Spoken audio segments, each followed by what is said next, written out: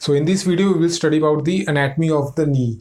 So it is a complex anatomy. So in this part, we will study the extra-articular anatomy. So we will study what all structures are surrounding the knee. We won't go into the intra-articular structures. So in extra-articular structures, we are divided into two parts. We have the extra-articular tendinous structure and the extra-articular ligamentous structure. In extra-articular tendinous structure, so we have the pes anserinus, biceps femoris, iliotibial tract, popliteus muscle and the semimembranous muscle. So beginning with the pes anserinus. So we have studied that it is in our anatomy that it is basically a conjoint tendon which involves three tendons. We have the sartorius, gracilis and the semitendinosus. So it is inserted over the medial aspect of the tibia. So it is the basically flexor of the knee. These are the hamstring muscles. So it is basically the flexor of the knee. So as it is located over the medial side, so it will perform the rotation function, which is the internal rotation function.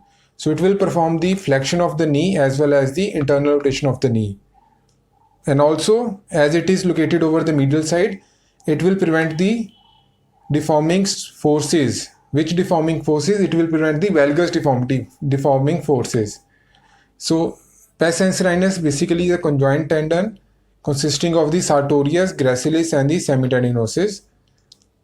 It is located over the medial aspect of the tibia and it performs function of the flexion of the knee and the internal rotation of the knee. And it resists which forces? It resists the valgus forces. So this is our first extra-articular tendinous structure. Now coming upon to the second is the biceps femoris. Now this pes anserinus was on the medial side. This biceps femoris, it is on the lateral side. So biceps femoris, from our anatomy lectures we know that it has two heads. It has a long head and it has a short head. But it inserts in a single head. It inserts at the level of the fibular head and some part of insertion is on the lateral tibia. So this is the biceps femoris tendon. It inserts on the fibular head and some part over the lateral aspect of the tibia. Function it performs, it is a flexion of the flexor of the knee and it is located over the external side or the lateral side.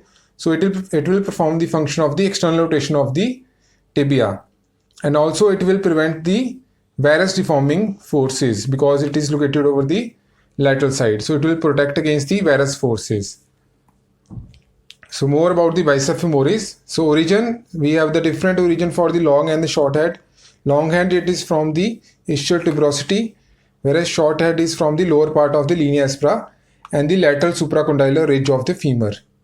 And insertion is over the head of the fibula. Nerve supply, it is a sciatic nerve. And action, it, as we have discussed, that it is a flexion and the external rotation of the leg. Talking about the third structure, we have the iliotibial tract. It is again over the lateral aspect of the knee joint. So it is basically condensation of the iliotibial. So we have the tensor fasciae lata and gluteus maximus. So they converge together to form the iliotibial band. So iliotibial tract is basically a posterior and distal part of the iliotibial band. So it inserts over the lateral condyle of the tibia at the Gerdy's tubercle. So over the lateral condyle of the tibia, we have a bony prominence known as the Gerdy's tubercle. So it is inserted over the Gerdy's tubercle. It originates iliotibial tract. It is a condensation of the fibers of the iliotibial band, which are the posterior and the distal fibers. So it originates at the level of the lateral epicondyle and insert at the level of the Gerdy's tubercle. So similar as it is a lateral structure, so it will prevent against the varus deforming forces. So talking about the fourth part, it is the popliteus muscle, which is located over the posterior and the posterior lateral aspect of the knee. So popliteus muscle has three origins. So we can see here we have the three origin.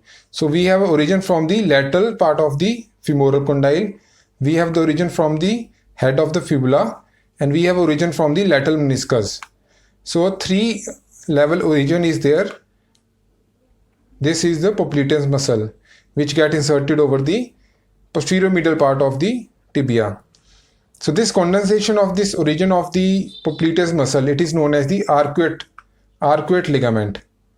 So we have the popliteus muscle origin from the lateral femur, and we have the popliteus muscle from the fibula. So this part, this is known as the popliteofibular ligament, and this whole condensation is known as the arcuate ligament. So for regarding the function, so as we have discussed in biomechanics of the knee joint, that popliteus muscle is basically it starts the unlocking of the knee joint. So important here is that the arcuate ligament is nothing but a condensation of the origin of the popliteus, and here important component of the popliteus origin is the popliteal fibular ligament, but the most strongest origin part is the popliteofemoral part, which originate from the lateral femur condyle.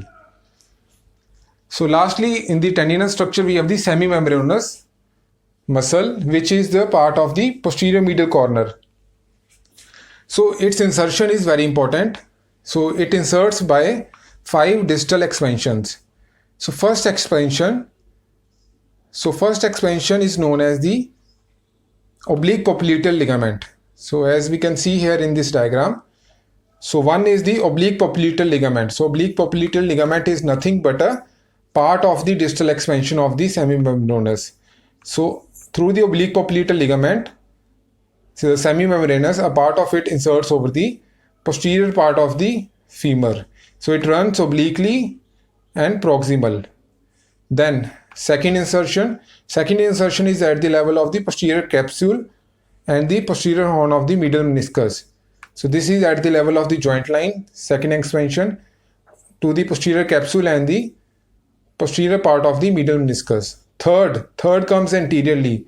So it is known as the anterior or the medial tendon of the semimembranous.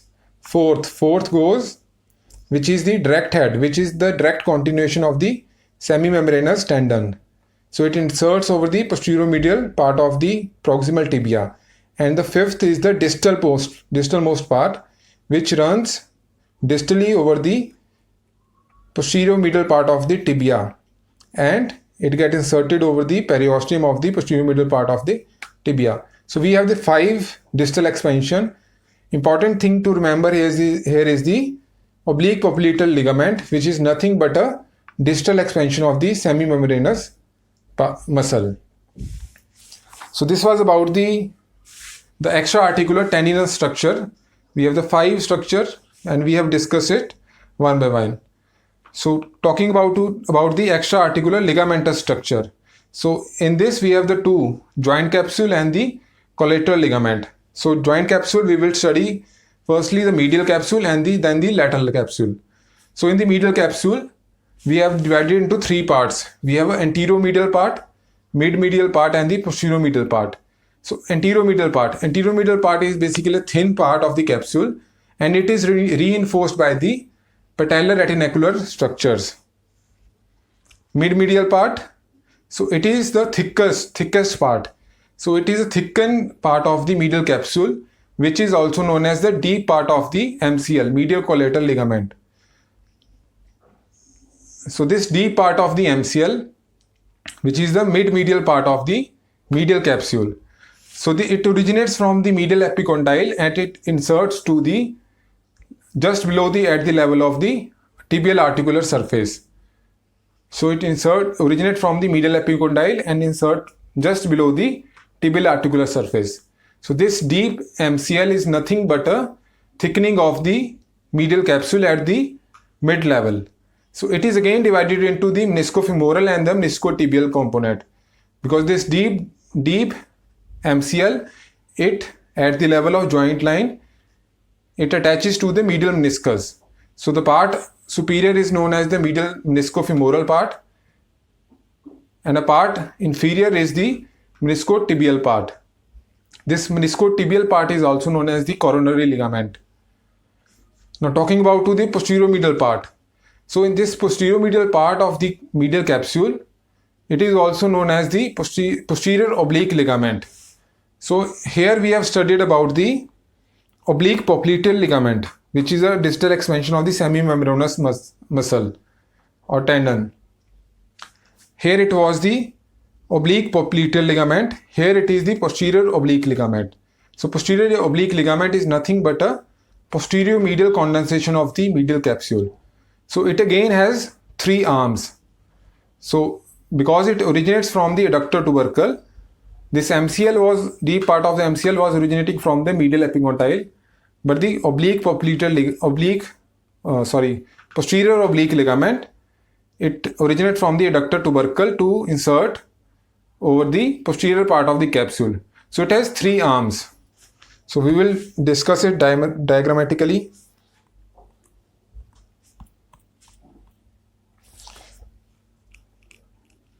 So it has 3 arms. So these are the posterior oblique ligament A, B and C. So we have the A arm, which is the superior capsular arm, which is the superior arm, and it is a capsular arm. It inserts over the capsule. We have the B part, which is the central and the most prominent part. And we have the C, which runs distally. So A is the superior and the capsular arm, B is the prominent central arm, and C is the distal and the inferior arm. So this is the posterior oblique ligament. And again to mention here that we might confuse with the oblique popliteal ligament of the semimembranous tendon insertion. But here it is the posterior oblique ligament. So these are the 3 parts of the medial capsule. So we have discussed that we have the anteromedial part, we have the midmedial part, which is the deep MCL part, and we have the posterior medial part, which is the posterior oblique ligament. Now in lateral capsule, only the important thing is the anterolateral part, which is the thin part. We won't have any condensation. We don't have any condensation of the lateral capsule in the medial or the posterior part. Now talking about this was the capsule. So now we come to the collateral ligament. So after discussing the joint capsule, we will discuss about the collateral ligaments. So we have the 2 ligaments, we have the medial and the lateral collateral ligaments. So medial collateral ligament in itself has 2 parts. It has a superficial part and the deep part. So superficial part is basically a well-defined part which take origin from the medial epicondyle and inserts on the 7 to 8 centimeter below the joint line. So this is in contrast to the deep part of the medial collateral ligament. So we have already discussed that deep part is basically a thickening of the midmedial capsule.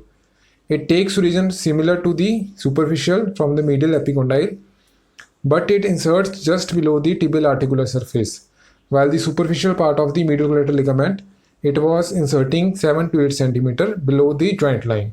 Superficial part is basically the medial collateral ligament we talk in routine basis, while deep part is a part of the medial capsule.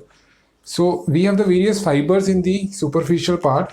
We have the anterior and the posterior fibers. So they perform and they behave differently in flexion and extension. In extension, as we can see here, the posterior fibers are taut, whereas the anterior fibers are relaxed. But in case of the flexion, the anterior fibers are taut and the posterior fibers are relaxed. And also from extension to the flexion, there occur a posterior displacement of the entire superficial part of the medial collateral ligament.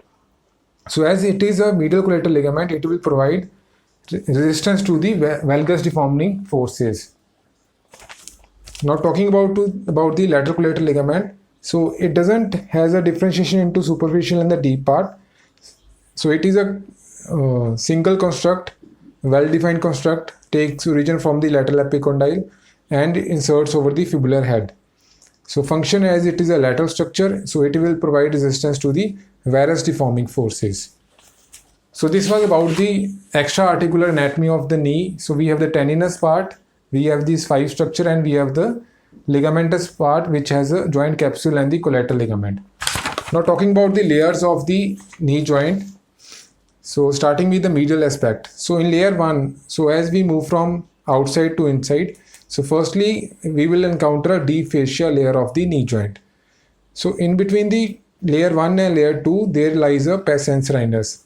So this entire conjoint tendon of the pes anserinus, it lies between the layer 1 and layer 2.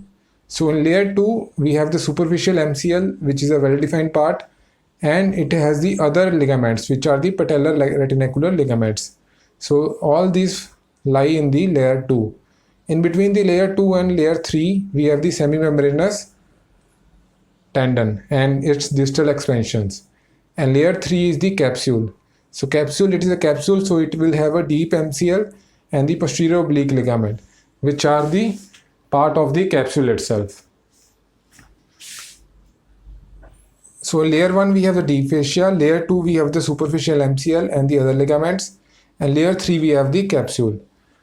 So coming to the diagram of medial aspect of the knee joint.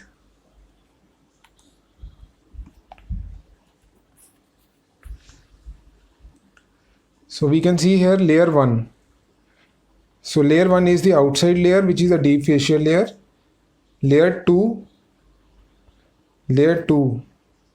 so it has a superficial medial ligament. And layer 3 is the capsule, inner part. So here we have the, between the layer 1 and layer 2, we have the sartorius, gracilis and semitendinosus. So between layer 1 and 2, we have the pars rectus part, and between layer 2 and 3, we have the semimembranous expansion. So layer 1 is the deep fascia layer, layer 2 is the MCL layer, superficial MCL layer, and layer 3 is the capsular layer. Now similarly, talking about the lateral aspect of the knee joint, so we have the 3 layers. In layer 1 we have the, in anterior part we have the iliotibial tract, and in posterior part we have the biceps femoris. In layer 2 we have the LCL here and the other patellar retinacular ligaments and the patellofemoral ligaments. And layer 3 we have the capsule and the popliteus muscle. So coming to the diagram here. So in layer 1 we have the anterior, this is the anterior part. So in layer 1 anteriorly we have the iliotibial tract, and posteriorly we have the biceps tendon. In layer 2 we have the patellar retinacular ligaments and the LCL part here in layer 2. And in layer 3 inside we have the joint capsule, and posteriorly we have the arcuate ligament, which is a condensation of the popliteus muscle itself. Now talking about the various corners of the knee joint. So we have the 2 corners which are very important. So we will basically enumerate the what all structure constitute these corner. So we have the posterior medial corner. So in posterior medial corner we have the posterior medial capsule, which is the posterior oblique ligament. So we have already discussed the origin, insertion and the various arms of the posterior oblique ligament. Another structure which comes in the posterior medial capsule is the semimembranous tendon and its 5 distal expansion. And lastly we have the pars rectus conjoint tendon. In the posterior lateral corner we have the popliteus muscle. So popliteus muscle along with the popliteofibular ligament and the arcuate ligament, which is the condensation of the tripartite origin of the popliteus muscle. And we have the biceps femoris, we have the LCL and the iliotibial band. So these 4 constitute the posterior lateral corner of the knee joint, and these 3 constitute the posterior medial corner of the knee joint.